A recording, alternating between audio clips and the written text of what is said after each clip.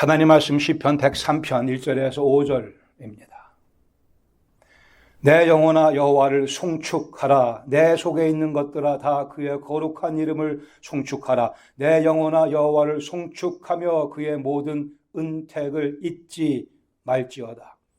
그가 내 모든 죄악을 사하시며 내 모든 병을 고치시며 내 생명을 파멸해서 속량하시고 인자와 긍휼로 관을 씌우시며 좋은 것으로 내 소원을 만족하게 하사 내 청춘을 독수리같이 새롭게 하시는도다. 아멘. 오늘은 제가 설교를 조금 위험부담을 갖고 시작합니다. 남편 되시는 분들, 우리 아내가 세상에서 가장 예쁘다고 생각하는 분 계세요? 착각이십니다.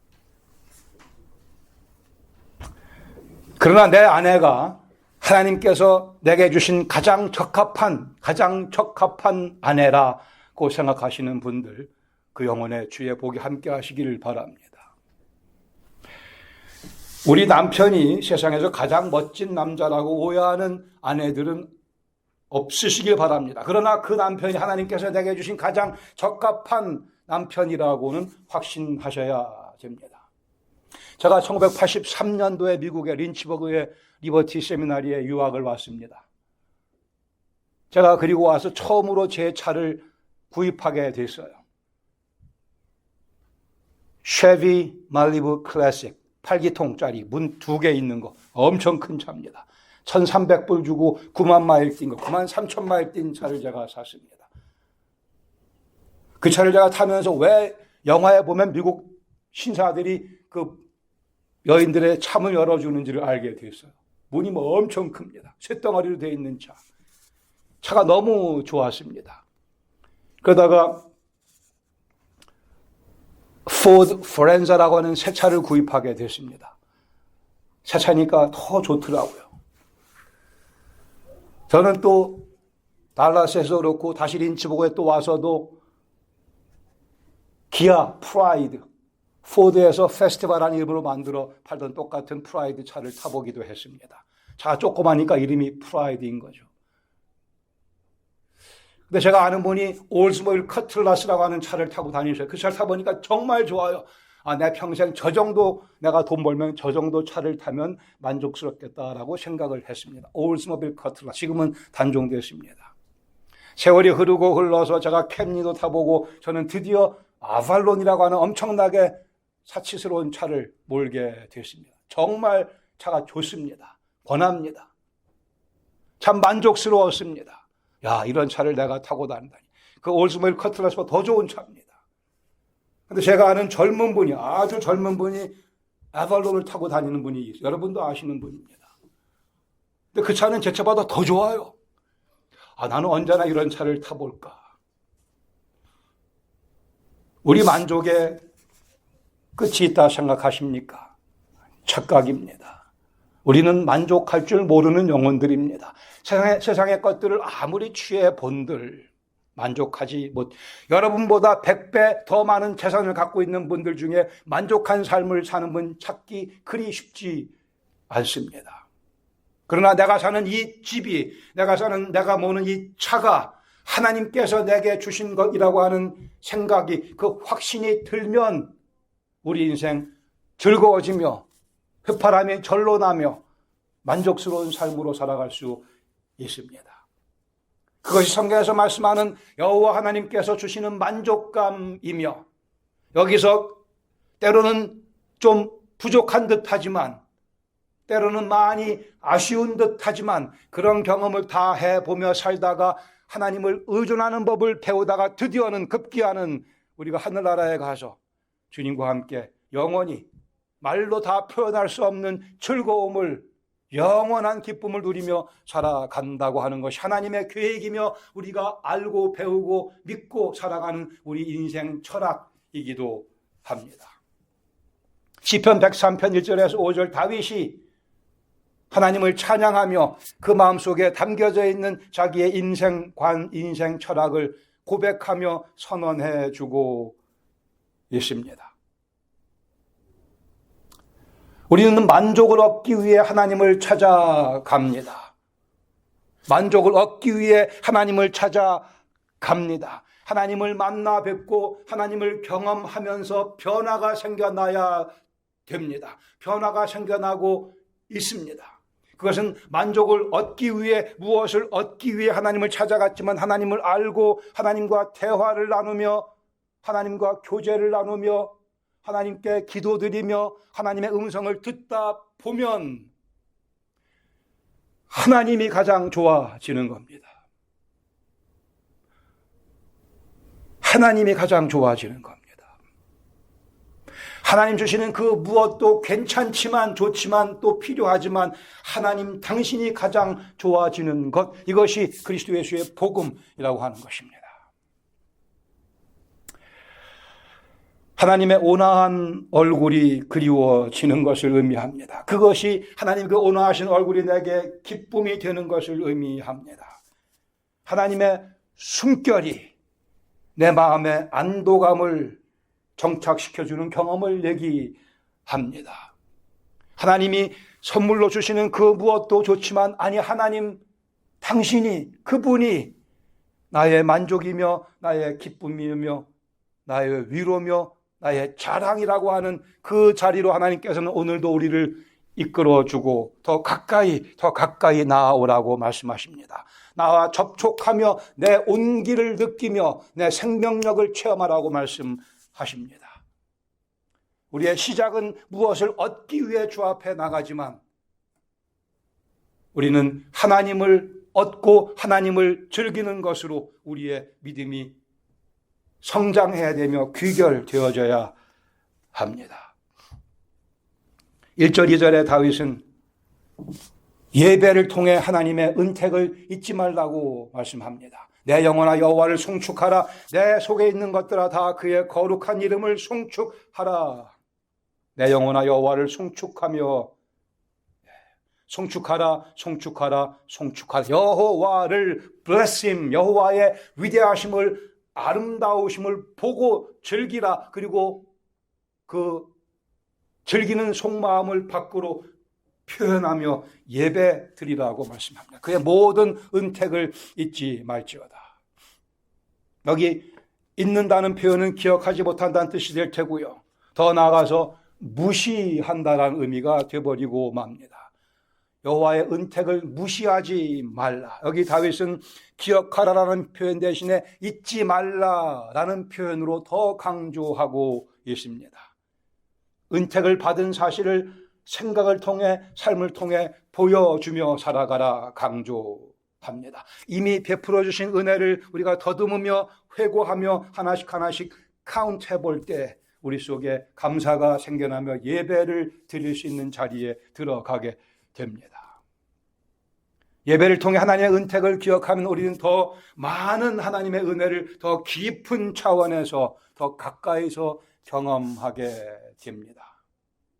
시편 22편 27절에 말씀합니다. 땅의 모든 끝이 여호와를 기억하고 돌아올 것이며 모든 나라의 모든 족속이 주의 앞에 예배를 드리게 될 테니 결국 모두가 원치 아니하든 하나님 앞에 나와 예배를 드릴 날이 곧 다가옵니다. 그러나 우리는 기꺼이 전하는 마음으로 주님의 은혜를 힘입어 주 앞에 나와 지금 예배를 드리며 이 땅에서 살아가고 있으며 이 삶을 완벽한 모습으로 우리는 천국에 가서 완성하게 될 것입니다. 결국은 모두가 주 앞에 무릎 꿇습니다. 그러기에 오늘 미리 주 앞에 예배 드리는 자 복되다 얘기할 것입니다. 다윗은 3절에서 5절까지 이제 잊지 말아야 될 은택의 내용 5가지를 소개하며 또한 오늘 우리의 기도 제목으로 저는 삼기를 원합니다. 하나씩 복습하시는 시간입니다. 릴렉스 하시고 커피 한 잔씩 드시면서 하나님께서 이미 내게 베풀어 주신 은택을 하나씩 짚어보도록 하겠습니다. 첫 번째, 하나님의 약속이 있고 하나님께서 우리에게 주신 바가 있습니다. 우리의 모든 죄악을 사해 주셨고 또한 사해 주실 것입니다. 그가 3절에 내 모든 죄악을 사하시며 여기서 우리는 안도의 숨을 쉬게 됩니다. 저는 그렇습니다. 제가 워낙 짓는 죄가 많다 보니 모든 죄, 예 없이 모든 죄를 사해 주시는 아니 90%의 죄를 사해 주시는 하나님의 그 모습은 은혜라 얘기할 수 없으며 100% 모든 죄를 다 사해 주시는, 그러기 위해 예수 그리스도 하나님의 아들께서 그 모진 고난을 당하신 것이었습니다.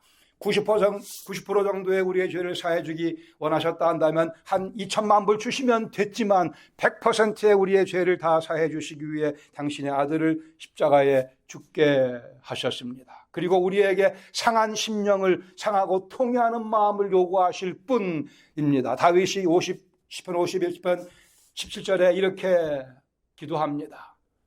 하나님께서 구하시는 제사는 상한 심령이라, 하나님이 상하고 통회하는 마음을 주께서 멸시하지 아니하시리이다. 여기에 우리의 소망이, 멸시하지 아니하신 하나님 무엇을 멸시하지 아니신다고요? 우리의 상한 마음, 통회하는 마음. 주여 제가 죄인이로소이다. 때로는 파렴치하기도 한 우리의 그 간구지만 하나님은 100이면 100 다 그 간구를 들으시며 우리 영혼을 정결하게 해 주십니다. 이미 정결하게 하셨거니와 오늘도 계속 우리를 씻어주고 계십니다. 시편 130편 4절에 그러나 사유하심이 주께 있음은 주를 경외하게 하려 하심이니이다. 그러기에 주님께 용서함을 경험한 영혼은 그렇지, 내가 더 거룩하게 살아가야지, 그 다짐이 들게 되며 여호와를 경외하는 마음이 우리 속에 점점 더 깊이 공고하게 자리 잡게 됩니다. 우리를 죄악으로 인한 파멸의 용광로에서 건져내시고 우리를 거룩함으로 변모해 나가는 또 다른 용광로 속에 우리를 집어넣으시며 우리의 죄, 우리의 자백, 그래 우리를 더욱 거룩하게 오늘도 빚어가고 계십니다. 하나님의 두 번째 약속, 우리의 모든 병을 고쳐주십니다. 내 모든 병을 고치시고 앞에서 모든 죄악을 고치신 하나님께서 우리의 모든 병을 고치신다고 말씀을 합니다. 우리 예수님 믿는 그 순간에 우리 영혼뿐이 아니고 우리 육신도, 우리 육신의 건강도 다 주님 손 안에 올려지게 되었음을 의미합니다. 모든 질병 다 고쳐주지 않으신다, 우리가 그렇게 경험하는 것이 사실입니다. 그러나 모든 죄악을 다 정결케 하신 그 같은 하나님께서 우리의 모든 질병도 다 알고 계시며 다 컨트롤 하신다는 말씀입니다. 우리는 열심히 건강을 챙깁니다. 그러셔야만 됩니다. 그러나 건강 문제로 염려는 하지 말아야 할 것입니다. 때로는 백수를 하는 분들도 계시고 때로는 젊은 나이에 이 세상을 마치는 분들도 있습니다. 두 케이스 모두 다 하나님의 손안에 그분들의 건강이 놓여져 있음을 말씀을 근거로 하나님께서 내 모든 질병을 고치신다 하셨으니 고치시면 고치시는구나, 안 고쳐주시면 안 고쳐주시는구나, 이것을 계속 짊어지고 살라고 말씀하시는구나 받아들이는 우리의 성숙한 믿음이 필요하며 그것이 주님을 신뢰하는 자세일 것입니다. 건강 문제로 상심한 자들에 대해 시편 147편 3절에 말씀하기를 상심한 자들을 고치시며 그들의 상처를 싸매시는도다. 우리에게 아픔, 질병이 있고 그것이 나를 괴롭게 힘들게 하고 있는 것이 현실이지만 그러나 그래도 주님께서 알고 계시지. 그 가운데 주님을 신뢰하는 믿음을 주께서 불러일으켜 주시기를 기도하는 자세가 필요합니다. 사실 저는 하나님의 은혜로 그리 아픔은 많이 경험하지 못했습니다. 그러나 제 주위에, 여러분 주위에 육신적으로 아픔을 경험하는 분들이 많이 계십니다. 그분들 가운데 그 아픔 가운데도 결코 얼굴에 주께서 허락하시는 의로운 잔잔한 미소를 잃지 않는 분들을 저는 많이 봤습니다. 그분들은 제가 경험하지 못하는 더 깊은 은혜를 경험하고 계시는 겁니다. 하나님께서는 모든 질병을 고치신다 말씀하셨습니다. 능력이 없으셔서가 아니고 하나님의 뜻 가운데 때로는 우리에게 고통을 허락하십니다. 그러나 우리 모두 주님께서 우리의 모든 질병을 궁극적으로 이미 고쳐주셨거니와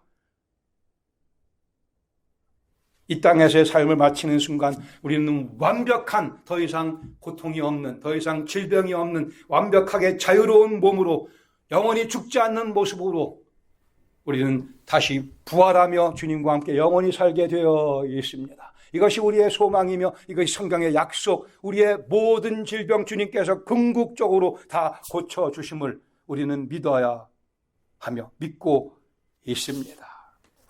세 번째 약속은 우리를 파멸해서 구원해 주셨거니와 구원해 주십니다. 4절에 내 생명을 파멸해서 속량하시고, 이 파멸은 부패라고도 번역할 수 있고 게헨나라고 번역할 수도 있고 멸망의 자리 스올과 같은 그러한 의미입니다. 그러나 우리 생명을, 우리 인생을 파멸해서 속량하시고 영혼의 구원뿐이 아니고 우리의 인생살이 속에 모든 파멸, 여기저기 널려져 있는 파멸에서 우리를 속량하신다고 말씀합니다.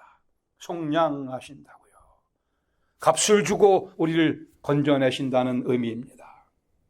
우리의 모든 죄악, 우리의 모든 질병, 우리의 주위의 모든 가능한 파멸로부터 우리를 건져내십니다. 다윗이 시편 16편 10절에 노래합니다. 이는 주께서 내 영혼을 스올에 버리지 아니하시며 주의 성도를 멸망시키지 않으실 것임이니이다. 주의 성도를 멸망시키지 않으실 것입니다. 원래는 메시아에 관한 예언입니다. 주의 거룩한 자를 멸망시키지 않으실 것. 그것이 우리에게 적용되어 주의 성도라고 번역을 했습니다. 지금까지 어려움에서 건져주시는 하나님의 자비하심에 대해 이제 4절 5절에서는 회복에 대해서 말씀합니다. 망가진 거 다 고쳐주시고 이제부터는 채워주시는 하나님의 은혜에 대해서, 네 번째 하나님의 약속은 인자와 긍휼로 관을 씌워 주신다 말씀합니다. 인자와 긍휼로 관을 씌워 주신다고요. 여기 인자라고 번역되어 있는 표현이요, 히브리어로 헤세드라고 하는 아주 중요한 단어입니다. 사랑으로 번역할 수도 있고 loving kindness라고 영어로 번역합니다. royal love, 하나님의 인자하심, 이 하나님의 인자하심은 하나님께서만 줄 수 있는 사랑을 의미합니다. 다른 어디에도 찾아볼 수 없는 하나님께만 속해 있는 우리를 향하신 그 사랑, 다 사람의 말로, 사람의 경험으로 다 섭렵할 수 없는 그 사랑을 의미합니다. 예수 그리스도의 피로 세우신 새 언약 때문에 하나님과 우리 사이에 새롭게 맺어진 그 관계 속에 하나님께서 퍼부어 주시는 사랑, 인자, 헤세드입니다. 우리에게는 보석보다 하나님의 인자하심과 긍휼하심이 더 필요하기에, 더 효력이 있기에 하나님께서는 그렇게 우리를 인자와 긍휼로 관을 씌워 주십니다. 시편 8편 5절에 말씀하기를 그를 하나님보다 조금 못하게 하시고 영화와 존귀로 관을 씌우시나이다. crowned us with his loving kindness. 왕관을 씌워주시는 그러한 분위기입니다. 하나님께서 예수 그리스도를 통해 우리에게 씌워주신 관을 만져보며 살아가도록 하십시다. 모자 쓰시는 분들, 그 모자 쓰실 때마다 이게 하나님께서 내게 씌워주신 영광의 관이라 생각하시면 틀림이 없습니다. 인자와 긍휼로 관을 씌워주시며 영화와 존귀로 관을 씌워주시며 그 관을 씌워주시기 위해 하나님께서는 당신의 아들의 피의 희생의 대가를 지불하셨습니다. 기꺼이 지불하셨습니다. 우리는 대단한 존재가 되었습니다. 남들은 뭐라 얘기할지 모르겠으나 하나님 앞에서 저는 상당한 존재입니다. 여러분들은 하나님 앞에서 상당한 존재가 되셨습니다. 영광과 존귀의 관이 우리 머리 위에 올려져 있고 내가 쓴 관이 아니요 하나님께서 그리스도 예수 통해서 우리에게 씌워주신 관이라고 하는 사실을 기억하실 수 있기를 바랍니다. 우리는 그래서 하나님의 언약 백성이 되어 하나님과 계약을 체결한 언약 백성 covenant people이 되었습니다. 우리를 영화롭게 하시는 하나님, 우리를 명예롭게, 우리를 귀하게 여겨주시는 하나님, 하나님의 사랑이 그렇게 마구 우리에게 쏟아 부어진 것입니다. 하나님께서는 우리를 그리스도 안에서 왕같이 대해 주십니다. 다윗이 그러게 시편 23편 6절에 노래하기를 내 평생의 선하심과 인자하심, 그 인자하심, 헤셋 인자하심이 반드시 나를 따르리니 내가 여호와의 집에 영원히 거하리로다. 스퍼전 이렇게 얘기했습니다. 우리는 광야의 모래를 먹으며 살 수는 없다. 광야의 모래를 먹으며 살아가지 않습니다. 하늘에서 내려오는 만나를 필요로 한다. 자신을 신뢰하는 자신감의 주전자는 한 방울의 물도 우리에게 주지 못한다. 스스로를 신뢰하는 그 주전자 우리에게 한 방울의 물도 주지 못합니다. 우리는 반석에서 터져나오는 물을 마신다. 그 반석은 그리스도시다라고 멋지게 설명을 했습니다. 인생 살아가며 모래 씹지 마십시다. 만나, 반석에서 터져나오는 생수, 또 우리의 영혼의 배를 채우며 살아가시며 그 생수는 곧 그리스도 예수이십니다. 다섯 번째로 하나님의 약속, 좋은 것으로 우리를 만족하게 하십니다. 좋은 것으로 내 소원을 만족하게 하사. 여기 소원이라고 되어 있는 표현, 어떤 영어 성경에는 입으로 번역하기도 합니다. 즉 이 표현은 우리 일생 전체, 우리 인생 전체를 의미합니다. 하나님께서 선택하신 좋은 것들로 우리 인생을 채우신다 말씀하셨기에 우리는 그것을 받아야만 됩니다. 받아야만 됩니다. 우리가 누리는 기쁨과 만족감, 즐거움이 하나님께로부터 오는 것인가 아니면 세상으로부터 오는 것인가 구별할 수 있기를 바랍니다. 매일 구별해야, 매 순간 구별해야 됩니다. 아니면 속아 넘어가기 때문에, 가짜에 속아 넘어가기 때문에 과연 하나님께서 주시는 기쁨, 만족감을 확인하며 즐거워해야 됩니다. 우리는 그러나 세상에 주는, 아니 때로는 사탄이 주는 즐거움을 취하며 그 안에서 즐거워합니다. C.S. 루이스 이렇게 설명합니다. 하늘나라를 목표로 삼는 자, 이 세상을 덤으로 얻는다. 이 세상을 목표로 삼는 자, 그러나 둘 다 아무것도 얻지 못한다 그랬습니다. 정말 총명한 그러한 조언입니다. 우리가 하늘을 목표로 살면 이 세상에서의 모든 필요는 덤으로 그냥 주어집니다. 너 먼저 그 나와 그의 나라와 그의 의를 구하라. 그리하면 이 모든 것을 주시겠다 하셨습니다. 그러기에 우리는 계속 하나님 나라를 먼저 구하는 거기에 초점을 맞춰야 할 것입니다. 그러나 이 땅에 초점을 맞추며 살아가는 자, 세상도 얻지 못하고 하늘나라도 물론 얻지 못합니다. 두 배로 손해보는 인생이 되어버리고 맙니다. 그러기에 시편 90편 14절에 아침에 주의 인자하심으로 우리를 만족하게 하사 우리 일생 동안 즐겁고 기쁘게 하소서. 성경은 즐거운 인생에 대해서 말씀하고 있습니다. 오해하지 마시기 바랍니다. 성경은 즐거운 인생, 만족스러운 인생에 대해서 말씀하며 그 즐겁고 만족스러운 인생을 우리에게 주시기 위해 그리스도께서 대가를 지불하신 겁니다. 아침에 주의 인자하심이 우리를 만족하게 하시며 하루를 살아가는 그 동안에 우리가 그 아침에 경험한 주님의 인자하심 때문에 하루 종일 기쁘고 즐겁고 만족스러워야 할 것입니다. 이것이 우리의 아침마다 세워야 될 하루의 계획입니다.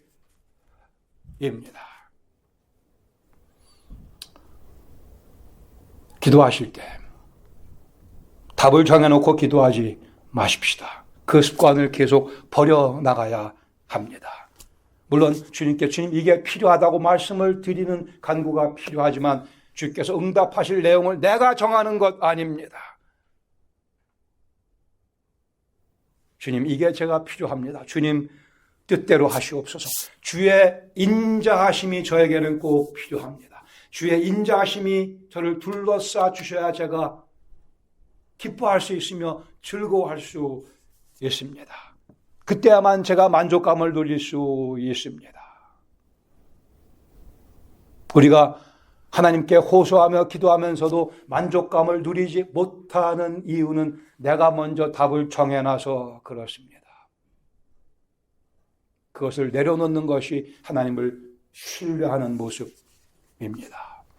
이제 5절 하반절에 다윗의 기도가 있습니다. 제 청춘을 독수리같이 새롭게 하소서. 주님, 저의 청춘을 독수리같이 새롭게 하소서. 아시겠지만 우리 몸은 20대 후반까지 계속 성장을 하며 20대 후반, 30대 초반까지 성장하며 어느 순간인가는 성장을 멈추고 그때부터는 노화가 시작이 됩니다. 20대 후반과 30대 그 언저리 어디선가 우리 몸은 성장을 멈추고 노화를 시작한다고 말합니다. 저는 벌써 오래 됐습니다. 노화 기간이 더 긴 것 같기도 하고요. 괜찮습니다. 전 지금도 열심히 나름대로 운동도 하고 팔굽혀펴기도 하고 애를 씁니다. 그러나 우리 영혼은 늙는 게 없습니다. 우리 영혼은 늙는 게 없고 더 강성해지며 더 든든해집니다. We don't get old. We get even stronger. 우리는 더 강해집니다. 이것이 시간을 영혼으로 연장시켜 놓으신 하나님의 원리입니다. 사도 바울도 저랑 비슷한 고민을 많이 한 것 같아요. 고린도후서 4장 16절에 말씀하길 이러므로 우리가 낙심하지 아니하노니 우리의 겉사람은 낡아지나 우리의 겉사람은 또 표현을 왜 이렇게 했는지 겉사람은 낡아지나 그러나 그 다음에 우리의 속사람은 날로 새로워지는도다. 독수리가 새롭게 된다고 합니다. 대부분의 새들이 마찬가지로 이 깃털 가리를 하면 더 보기에도 이쁘고 더 젊어 보인다고 하는데 여기 다윗은 독수리 새 중에 왕인 독수리에게 비유해서 독수리가 날개치며 올라간 같은 그러한 이사야서의 그 말씀과 같이 우리의 영혼이 그렇게 멋진 모습으로 바뀌어져 간다고 사도 바울이 그 말씀에 공감하며 이렇게 겉사람은 낡아지나 그러나 그 얘기하면서 사도 바울이 뭐 이렇게 슬퍼하거나 자신 스스로의 연민의 정은 그게 아니고 오케이 내 겉사람은 후패하지만 너희가 보듯이 그러나 내 속사람은 날로 새롭도다. 여기에 우리 인생의 참모습이 놓여져 있다고 말씀하고 그래서 이 말씀을 그래서 제가 좋아합니다. 제 이메일 주소 가운데도 이게 있습니다. ECOR416 오죽하면 제가 이 말씀을 이메일 주소로 썼겠습니까? 우리의 겉사람은 후패하나. 자매님들 동창회 가보세요. 모두 미모의 평준화가 이루어졌습니다. 할렐루야. 얼마나 감사한 일입니까? 그러나 우리 속에 속사람이 강해지고 있는가를 확인하실 수 있기를 바랍니다. 늙어가는 것을 두려워하지 않습니다. 두려워하지 맙시다. 두려워하면 안 됩니다. I am getting closer to God. 내가 점점 하나님께로 가까이 가는 것뿐입니다. 나는 더 성숙해지고 있으며 내 속사람은 더 강해지고 있습니다. 이 프로세스가 이루어지지 않는 영혼은 참으로 불쌍하며 가치 없는 인생으로 전락해버리고 맙니다. 이사야 40장 31절에 말씀하기를 여호와를 앙망하는 자는 새 힘을 얻으리니 여호와를 앙망하는 자는 새 힘을 얻으리니 독수리가 날개치며 올라감 같을 것이요 달려가도 피곤치 아니하고 걸어가도 곤비하지 아니하리로다. 달려가도 곤비하지 아니하며 걸어가도 피곤하지 아니하리로다. 독수리가 날개치며 올라감 같이 앙망하는 자 저는 거의 매일 이 기도를 드립니다. 주님, 주를 앙망하는 자에게 약속하신 새 힘을 주시옵소서. 주를 앙망하는 자에게 약속하신 새 힘을 주시옵소서. 하나님의 음성을 듣는 시간이 여호와를 앙망하는 시간입니다. 주님의 음성이 우리를 젊게 만들어 줍니다. 주님의 온화하신 그 모습이 우리의 속에 자신감을 불러일으켜 줍니다. 주님의 그 인자하심이 내가 왜 인생을 살아야 되며 왜 더 열심히 살아야 되는가 다시 한번 확실하게 깨우쳐 주십니다. 우리는 감정적인 측면에서 만족이 필요합니다. 지적인 면에서도 만족이 필요합니다. 다른 사람과의 관계 면에서도 만족이 필요합니다. 우리 건강 상태에도 만족이 필요합니다. 이 모든 것이 다 하나님께로부터 옵니다. 그러기에 우리는 하나님께 이 만족감을 얻기 위해 나아갑니다. 그러나 하나님 앞에 일단 서게 되면, 하나님 모습을 뵙게 되면, 하나님의 음성이 내 마음속에 점점 밀려 들어오는 경험을 하게 되면 하나님이 가장 아름다우신 분임을 우리는 경험하게 됩니다. 그분이 하나님이 나의 만족이심을 고백할 수 있게 됩니다. 이것이 예수님께서 우리를 위해 십자가에서 죽으신 목적입니다. 우리도 그 경험을 할 수 있게 해 주시려고. 시작은 무엇을 얻기 위해 하나님께 나왔겠으나 이제는 하나님만이 나의 만족이십니다. 그렇게 하나님을 추구하면 우리의 삶의 모든 필요한 것 그냥 덤으로 주어집니다. 우리의 접근 방법을 더 세련되게, 더 성경적으로 변화시킬 수 있기를 바랍니다. 우리의 접근 방법을 교정하고 필요하면 조정하고 바르게 확립할 수 있기를 바랍니다. 하나님의 모습을 직접 뵐 때까지, 하나님께서 내 만족임을 확신할 때까지 여호와를 앙망하는 자, 독수리가 날개치며 올라간 같은 그러한 삶을 살 것을 약속하셨습니다. 그때 우리 청춘이 새로워지며 주님 주신 이 인생, 주님 방법대로 마음껏 즐기며 누리며 나눌 수 있게 되며 주님의 영광을 드러낼 수 있게 될 것입니다. 같이 기도하겠습니다. 여러분, 오늘 삶에 만족하십니까?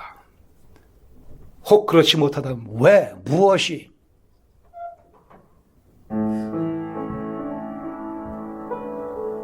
하나님을 모르면, 하나님을 의존하지 아니하면, 하나님께서 내 생각의 중심에 계시지 못하면 우리 인생 결코 만족스러울 수 없습니다. 우리가 다 잘 알고 있는 진리입니다.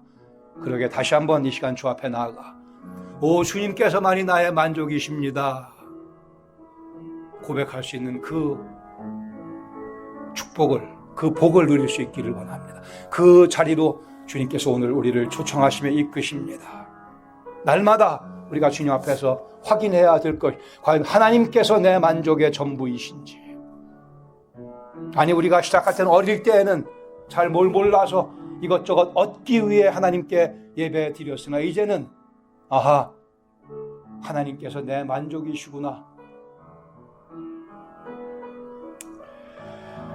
하나님의 은혜로 우리는 인생 살아갑니다. 좋은 것으로 우리 소원을 만족해 하시는 아버지 하나님, 좋은 것으로만 우리 소원을 만족해 하시는 아버지 하나님, 그 하나님을 바로 경험함으로 해서 주께서 우리 청춘을 새롭게, 아주 새롭게 하시는 독수리가 날개치며 올라감 같은, 달려가도 곤비하지 아니하고 걸어가도 피곤치 아니한 구별된 삶, 과연 여호와께 함께 하시는 삶, 과연 그리스도 예수를 존귀케 하는 삶으로 한 주간 살아가기 원하오니 주님 은혜 베푸시며 도와주시옵소서. 예수님의 이름으로 감사드리며 기도합니다. 아멘.